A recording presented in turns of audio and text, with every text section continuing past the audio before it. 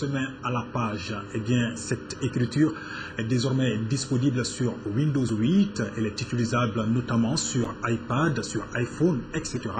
Moussa Fani, notre reporter, a approché un chercheur malien en langue nationale basé aux États-Unis pour en savoir davantage. Voici ses explications. Nko, qui signifie jeudi dans toutes les langues du Mandé, est le nom d'une écriture conçue par Souleymane Kanté en 1949 comme système de transcription des langues mandingues en Afrique occidentale. Aujourd'hui, l'écriture a connu une véritable évolution technologique à travers le monde. Ainsi, elle permet d'échanger avec les amis dans nos langues nationales et de faire la traduction des documents en ces mêmes langues. Le Nko n'est pas une langue. Le Nko est une écriture. Mais une écriture comme l'écriture latine, comme l'écriture chinoise, comme l'écriture arabe. Donc, l'alphabet Nko, c'est l'alphabet de Nko. C'est une source de savoir et non une question de langue.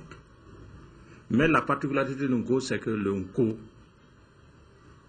est tellement riche que le Nko peut écrire n'importe quelle langue avec sa tonalité. Dès que je rentre ici, je peux également choisir ma langue de travail. Donc je vais ici. Et puis, vous voyez, j'ai déjà choisi Bamanankan. Et Bamanankan, ça vient avec Nko.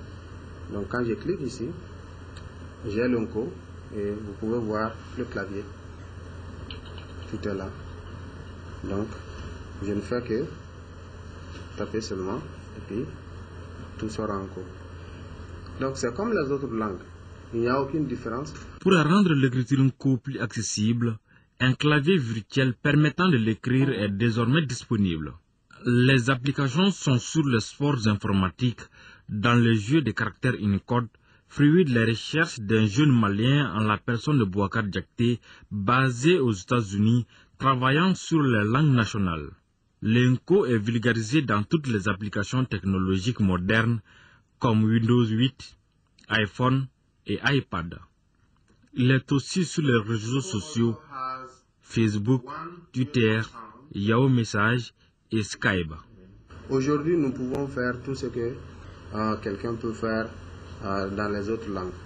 On envoie des tweets, on envoie des emails en Nko, on envoie des messages sur Skype, on envoie des messages sur Yahoo Messenger et puis on échange sur tous les réseaux sociaux. On peut toujours installer Nko dans les machines PC qui sont sorties, les versions Windows 7, Windows XP, Windows Vista. On peut toujours installer le logiciel Nko dans ces machines. Mais à partir de Windows 8, il n'y a plus question d'installer. C'est quelque chose qui est là, comme toutes les autres grandes langues. Donc, tout ce qu'on doit faire, c'est de choisir, activer la langue, et c'est fini.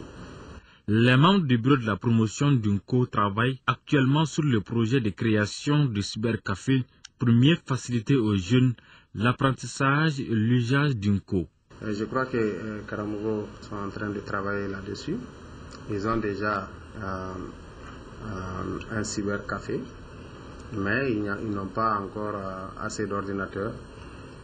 Mais très bientôt, il va y avoir des ordinateurs où on peut tout faire en Nko. Et les gens peuvent venir là-bas s'initier en Word, les applications de Word, et en Excel, en Nko, et puis dans les PowerPoint et autres. Et aujourd'hui, le Nko est devenu un matériel de savoir parce qu'il est sur l'informatique. Le Nko se trouve aujourd'hui avec son logiciel. Le Nko est dans l'Unicode. Le Nko dans Windows 8 se trouve dans le Nko est là-dedans, ce qui fait qu'aujourd'hui, vous écrivez votre lettre en anglais.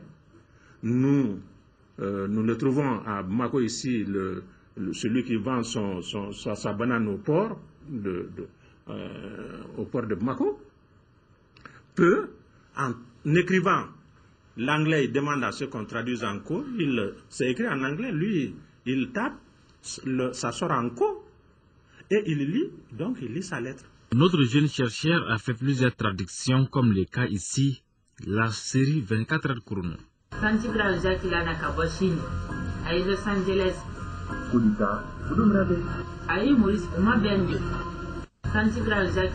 Chers internautes, faire des recherches et changer dans nos langues à travers les moteurs de recherche, c'est possible avec l'écriture Nko.